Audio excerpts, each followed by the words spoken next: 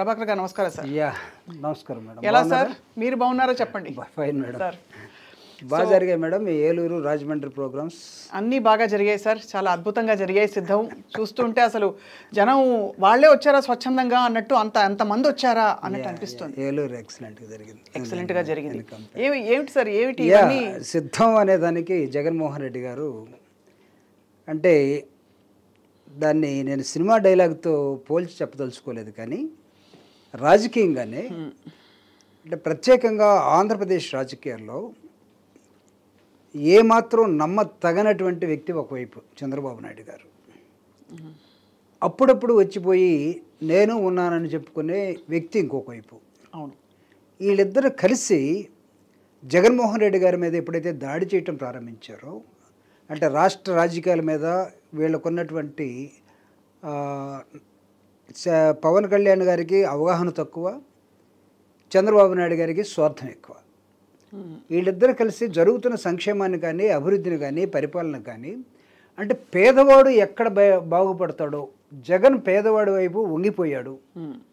అంటే ఒక 360 degrees కానీ మనం ఒకదాన్ని మెజర్ చేస్తే నీకు టిల్టింగ్ ఎక్కడైతే కనపడుతుందో దాన్ని మనం ఏమంటామంటే ఇంక్లినేషన్ అంటాం. జగన్మోహన్ రెడ్డి గారు పాలిటిక్స్లో ఈరోజు మీరు చూడండి, విశాఖపట్నం నుంచి మీకు నర్సరావుపేట దాకా గతంలో ఏ పార్టీ చూసినా చౌదరీస్కి ఎంపీ టికెట్ ఇచ్చేవాళ్ళు, చౌదరి కమ్యూనిటీ. జగన్మోహన్ రెడ్డి గారు మొత్తాన్ని నెత్తి అవతలు పడేసాడు, బీసీలకు ఇస్తున్నాడు ఇప్పుడు. అంటే దాని అర్థం జగన్మోహన్ రెడ్డి గారికి ఉన్నటువంటి సోషల్ ఇంజనీరింగ్ కానీ సమాజం పట్ల ఇంకెంతకాలం వీళ్ళని అణగదొక్కాలి, ఎంతకాలం వీళ్ళు అడుగుని ఉంటారు, వీళ్ళని పైకి ఎవరు తీసుకొస్తారని వస్తుంటే దాన్ని అనేక విధాలుగా ఆయన సైకో అని, ఇతనికి మతిపోయిందని, లేకపోతే అప్పుల్లోకి వెళ్ళిపోయిందని రకరకాలుగా ఓదరగొట్టి బ్యాచ్లు మొత్తానికి జగన్ ఒకే ఒక సమాధానం, నేను సిద్ధం. అంతే అంతే అంటే ఎన్నికలకి మీరు సిద్ధమైతే, మీరు నిజంగా ఇంకా ఏదన్నా ఉన్నవాళ్ళైతే, నేను కొన్ని భాషలు మాట్లాడలేను కానీ మిగతా వాళ్ళలాగా ఉన్నవాళ్ళైతే మీరు సిద్ధమా అని అడుగుతుంటే మేము కూడా సిద్ధమే, కూడా అని వస్తుంది చూడండి, మేము కూడా, నేను కూడా వస్తాను అంటే ఇవన్నీ ఏంటంటే అడ్జెక్టివ్స్, డైరెక్ట్గా రాలేదనమాట. స్వప్న గారు వచ్చి ఒక షో చేస్తున్నారంటే స్వప్న గారి తోటి మేము కూడా వస్తామండి అంటే, తోటి వచ్చేవాళ్ళు ఎట్టుంటారంటే ఏదో నేర్చుకోవడానికి వచ్చినట్టు, లేకపోతే ఆప్షన్స్లో ఏదైనా చేయడానికి వచ్చినట్టు ఉంటారు. ఇప్పుడు మేము కూడా సిద్ధం అంతే అని వాళ్ళు అంటున్నారు. కమాన్ అంటే ఈ రాష్ట్రంలో ప్రజలందరూ కూడా నాకు తెలిసి వాళ్ళందరూ డిసైడ్ అయిపోయి ఉన్నారు మేడం. నా ఆలోచనలో నేను గ్రౌండ్లో ఎక్కువగా పల్లెల్లో తిరుగుతూ ఉంటాను. ఈ రిపోర్ట్ వచ్చింది, 2-3 అన్నారు, అంటే ప్రతిపక్షాలు ఇలా ఉన్నా కూడా డిసైడ్ అయిపోయి ఉన్నారు అని ఒక సంకేతం వస్తుందని. బట్ మీరు దేన్ని బట్టి చెప్తున్నారు సార్, చెప్పండి.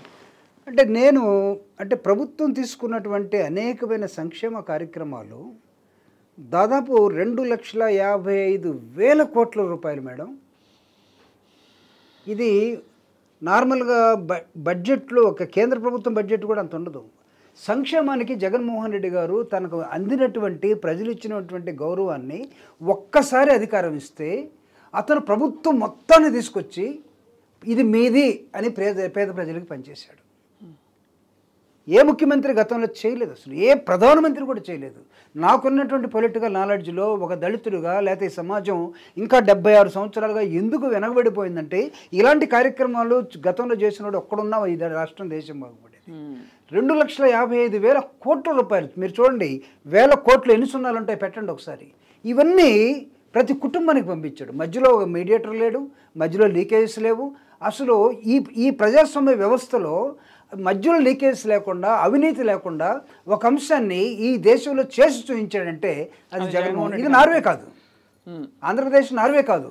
నార్వేలో నీకు అవినీతి 0. ఈ 2,55,000 కోట్ల రూపాయలు ప్రజల అకౌంట్లోకి డైరెక్ట్గా, ఒకవేళ నేను బెనిఫిషియరీ అనుకోండి, మీరు ముఖ్యమంత్రి గారు అనుకోండి, మీరు ఒక సింపుల్గా ఒక బటన్ నొక్కితే నాకు మధ్యలో ఎవడు లేకుండా, ఇంతకుముందు గతంలో జన్మభూమి కౌంటీలు, లేదా మా పార్టీలో ఉన్న పార్టీ వాళ్ళు, లేకపోతే వేరే వాడు రికమెండేషను, ఎంఆర్ఓ ఆఫీస్ దగ్గర, ఎంపీడీఓ ఆఫీస్ దగ్గర గుట్టలుగా రికమెండేషను, ఫోన్లు ఇవన్నీ లేదని. అవును. సో అయితే మొత్తానికి మీ పథకాలు, మీరు చేసిన సంక్షేమ కార్యక్రమాలు మిమ్మల్ని తప్పకుండా మరోసారి గెలిపిస్తాయంటున్నారు. అంటే ఇవి యాంత్రికంగా కూడా చేసినవి కాదు మేడం, ఇవరి మనసు పెట్టి ఎదుటి మనిషి ఆయన దుఃఖాన్ని అర్థం చేసుకొని కనెక్ట్ అయి చేసినటువంటివి. ఒక లింక్ ఏమవుతుందంటే ఇక్కడ రక్తం బాడీలో ప్రవహించినట్టుగా మనం అనుకోవచ్చు, మెదడుకి రక్తం పైకి ఎట్లా ప్రవహిస్తుందని. జగన్మోహన్ రెడ్డి గారు పైనుంచి కింద దాకా ఈ రాష్ట్రాన్ని 9 సంవత్సరాలు చదివి తిరిగి తన ఓదార్పు యాత్ర, సంకల్ప యాత్ర ఇవన్నీ తిరిగి చూసిన తర్వాత అర్థం చేసుకున్న సమాజానికి ఏమి ఇవ్వాలి ప్రభుత్వం ద్వారా అని చేసుకుంటూ వచ్చినటువంటి ఒక సమాధానం. కాబట్టి ఇచ్చిన వ్యక్తి మెకానికల్గా బటన్ నొక్కాడని మీరు అనుకుంటే పొరపాటు. నేను ఎందుకు చెప్తున్నానంటే జనమంతా జగన్తోనే ఉన్నారని. ఒకవేళ జనం తప్పు చేస్తే ఇది జగన్ తప్పు కాదు, రేపు ఏమైనా ఇబ్బంది పడితే జనం తప్పే అవుతుంది.